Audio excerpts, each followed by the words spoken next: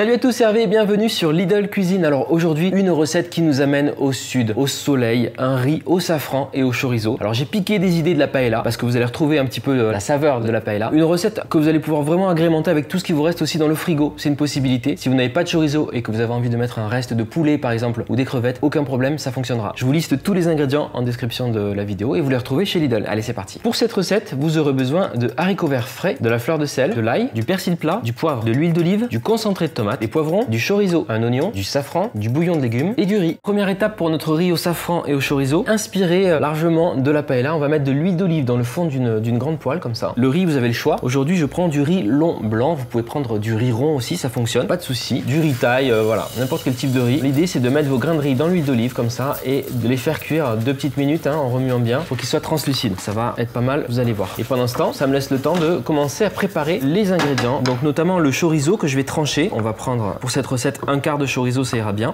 Je viens faire des tranches fines. Cette garniture, vous pouvez la changer si vous n'aimez pas le chorizo, que vous trouvez ça trop piquant ou trop gras. Vous pouvez aussi utiliser, comme je vous disais en intro, des crevettes, du poulet, n'importe quel type de protéines, ça ira bien dans ce plat, il n'y a pas de problème. Le safran, il se dissout toujours dans l'eau chaude avant utilisation. Ça va colorer l'eau et ça va l'infuser. On fait infuser le safran en général avant de l'utiliser dans une recette. C'est important de ne pas le mettre directement dans le riz, comme ça vous allez vraiment tirer un maximum d'arômes. Si vous avez la chance d'accéder à des vrais pistils de safran entiers, c'est le top. Sinon la poudre de safran, ça va carrément bien aussi dans la recette, il n'y a pas de problème. Pour ajouter du goût, j'ai aussi un cube de bouillon de légumes. Vous allez pouvoir venir l'émietter dans cette préparation au safran et on va utiliser ce liquide parfumé pour cuire notre riz tout à l'heure. Voilà, vous mélangez tranquillement et pour l'instant, je mets de côté. Le riz, il est en train de cuire. On voit avec cette pré-cuisson que les grains sont en train de changer de texture. En général, les grains sont opaques et ils deviennent un peu translucides avec la pré-cuisson. On est pas mal. Ce que je vous propose, c'est d'ajouter le chorizo. Comme ça, on va utiliser aussi la matière grasse contenue dans le chorizo et puis ça va commencer à donner du goût. C'est un plat qui est savoureux, qui est vraiment très goûteux. Vous allez voir entre le chorizo, le safran, les légumes, on peut mélanger l'ensemble. Je vais ajouter aussi à ce stade la gousse d'ail et je m'en occupe.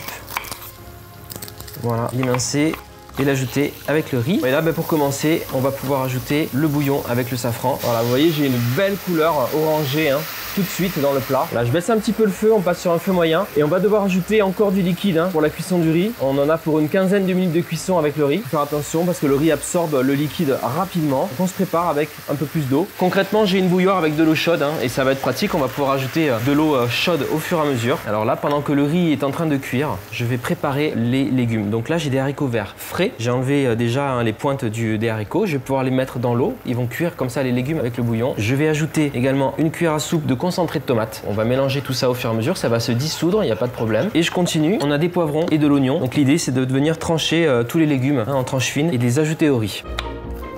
On enlève la partie blanche et on va trancher finement le poivron. Je me pose pas de questions, je commence à mettre directement les lamelles de poivron sur le riz. Alors là, je vais peut-être en mettre un peu moins pour que ça tienne dans ma poêle. Je vais faire un peu de poivron jaune également. Le safran, ça parfume bien l'intérieur d'une maison en général. Et puis c'est surtout une recette qui est colorée. Vous allez voir, le riz a une belle couleur or. C'est super beau. Et l'oignon. Allez, c'est parti. Et pareil, dès que j'ai fini l'oignon, je l'ajoute à ma préparation.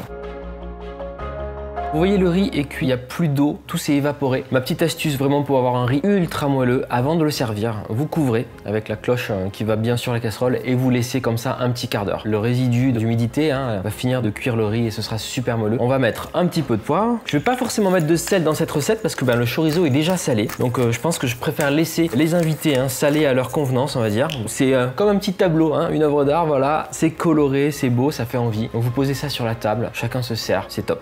Évidemment, un petit peu de persil plat ciselé dessus, ce sera parfait. Vous avez votre riz safran chorizo avec plein de légumes. Un plat complet au final, vous avez vu, vous avez le riz, les légumes, la protéine et tout, donc on est bien. Et franchement, vous allez vous régaler. Vous avez vu, ça cuit très vite. En gros, en 30-35 minutes, le plat est prêt à servir. Donc n'hésitez pas à refaire cette recette à la maison, à nous dire en commentaire si vous l'avez appréciée. Si vous avez des idées de recettes que vous souhaitez qu'on réalise sur la chaîne Lidl Cuisine, eh bien n'hésitez pas également à nous laisser un petit commentaire en ce sens. Comme d'habitude, likez, commentez, partagez. Et puis si c'est pas encore fait, on sait jamais, ça peut arriver, eh bien abonnez-vous à Lidl Cuisine. Allez, à la semaine prochaine, bye.